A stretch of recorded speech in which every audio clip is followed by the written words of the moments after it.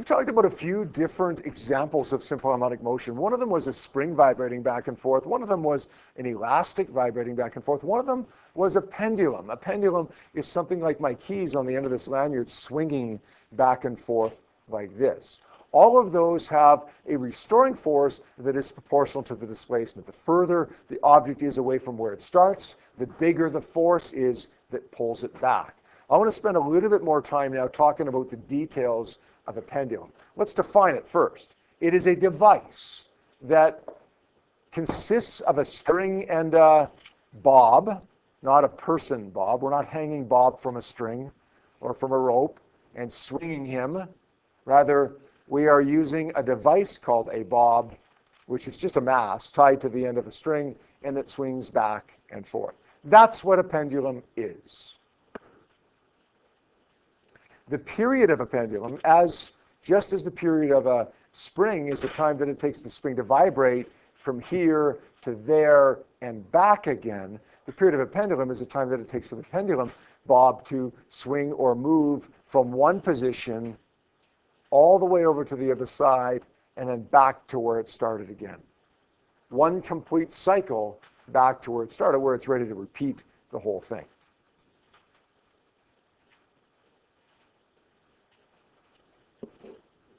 The period of a pendulum can be found by an equation. An equation that I'm not going to tell you quite yet. We're going to spend a couple of minutes trying to figure out what variables affect the period of a pendulum. And then we're going to test them.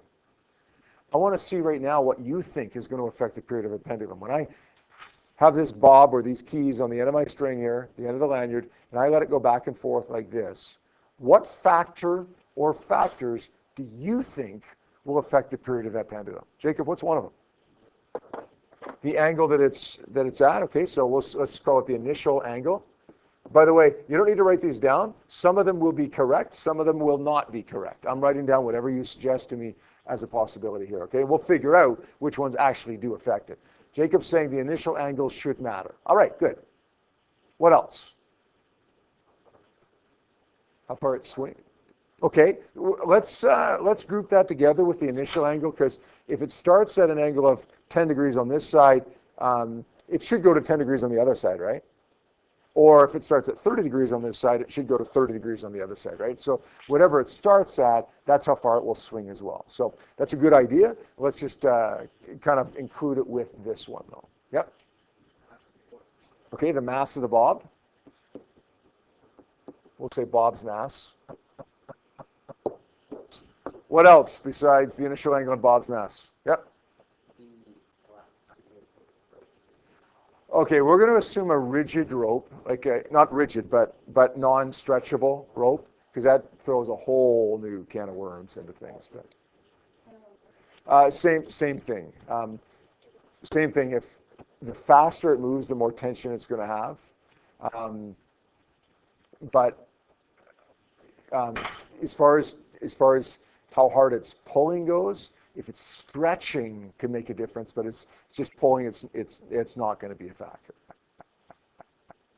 Yeah. Okay, so this is covered from here to here. Okay. Okay.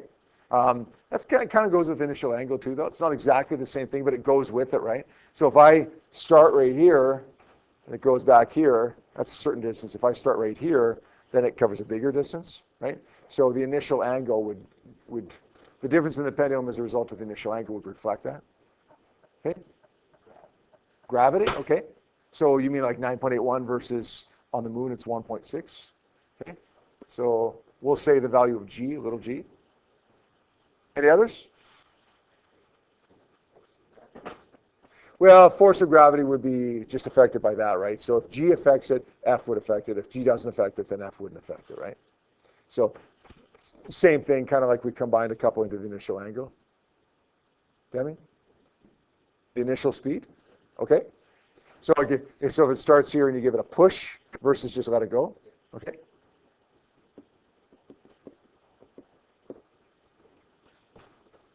Okay, I'm going to tell you right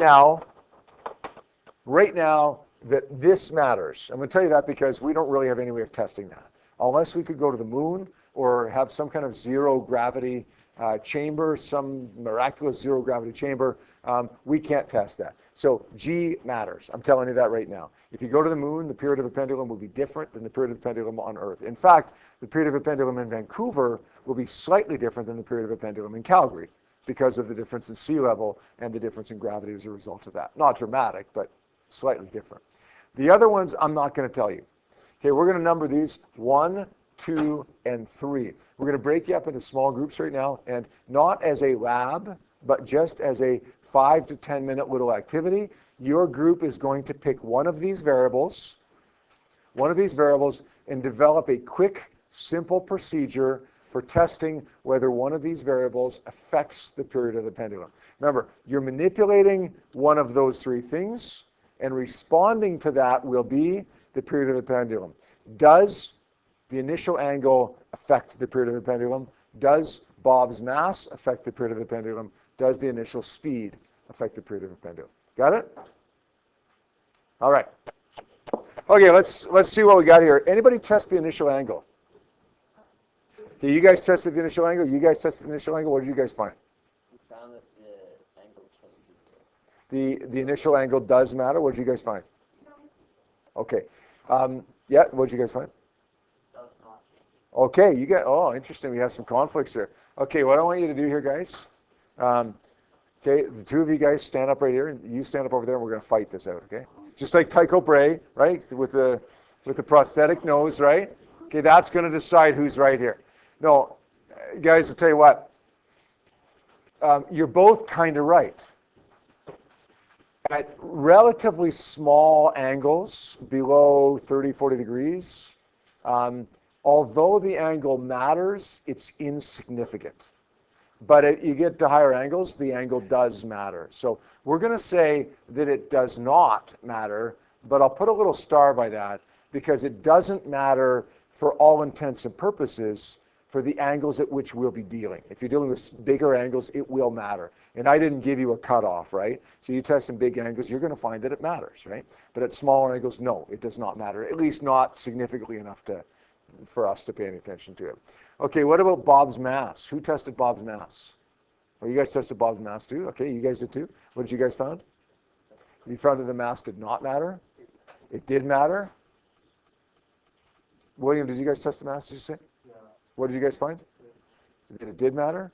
Okay, your experiment was flawed somehow because it does not matter. And that's not just an approximation. That's just not at certain small masses. The mass just doesn't matter, period. Okay. The initial speed. Anybody test that one? What did you find? That it did matter. Anybody else? Oh, you guys tested them all. It did matter. I suspect what happens with that initial speed is that you were probably dealing with relatively big angles, and then is perhaps the angle that was mattering there. Because the initial speed actually shouldn't matter either. Okay, we're just gonna, guys, listen please. We're gonna qualitatively test these right now with my keys. Okay, I want you just to in your head time, not any kind of numerical answer, but kind of anecdotally. Like if I say start, stop, you know that that's more time than if I say start, stop, right? So kind of time it like that in your head, right? I'm dealing with a small angle, let's say about 10 degrees here. Testing the angle. Okay, start, stop. Start, stop. Let's increase it to maybe 15 degrees. Start, stop. 20 degrees. Start, stop. Did the angle affect it? No, it didn't, right? That was pretty much the same time, start, stop, the whole time, right? Okay, so the angle didn't matter. Let's check Bob's mass. Okay, start, stop. Start, stop. Let's add some mass to that, make Bob heavier here. Let's put a 40-gram mass on the end of it here now, and let's go start, stop. Start, stop. Did it matter? No. Bob's mass didn't matter. What about the initial speed? This is the one that everybody that tested this said that it did matter. Okay, let's go 0 initial speed from here. Start, stop. Start, stop. Now let me give it a push. Start, stop. Start, stop.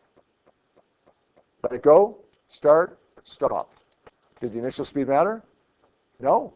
No. Like, think about why that's the case. I completely get why you would hypothesize that it would, but let's think about why it doesn't. If I push it, yeah, it's going faster, but guess what it has to do? Go farther in order to accomplish that, right? So the initial speed does not matter. What matters then? Just g? T is equal to gravity? No, there is one more thing that matters, and you guys missed this when you were coming up with your ideas. What is it, Jacob? Yeah, the radius or the length of it.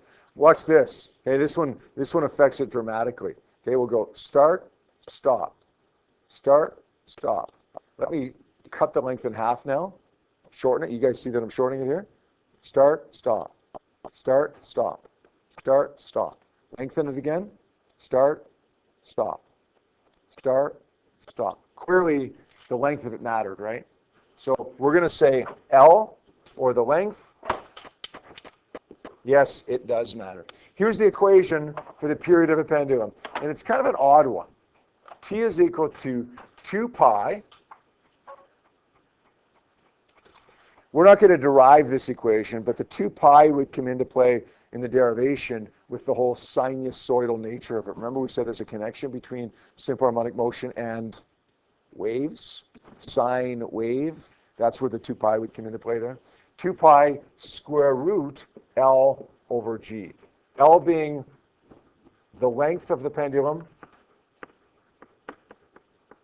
in meters, and G being gravity, which on the surface of the Earth we'll just assume is 9.81 meters per second squared. But remember that that could change if you're on the surface of some other planet or even high up in a mountain on the surface of this planet. The initial angle, at least at the angles that we'll be dealing with, does not matter. The mass does not matter. The initial speed does not matter. This is it.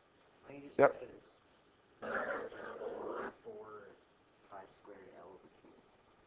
Sorry, why don't I just write it as what? 4 pi squared L over G. Oh, so you're saying like this? Square root of 4 pi squared L over G? Yeah, that would work. That's fine. That's just not the way that it normally appears, but that's all. But same thing.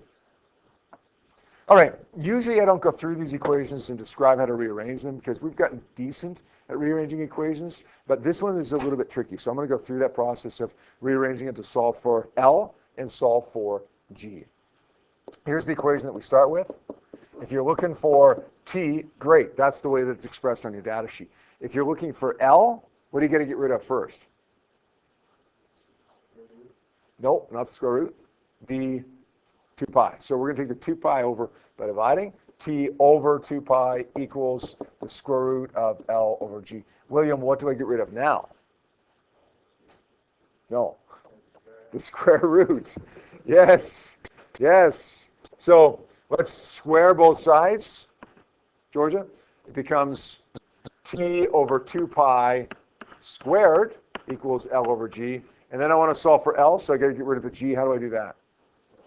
Multiply it so it becomes L. We'll say L is equal to G times T over 2 pi squared. It looks a little bit ugly, but that works.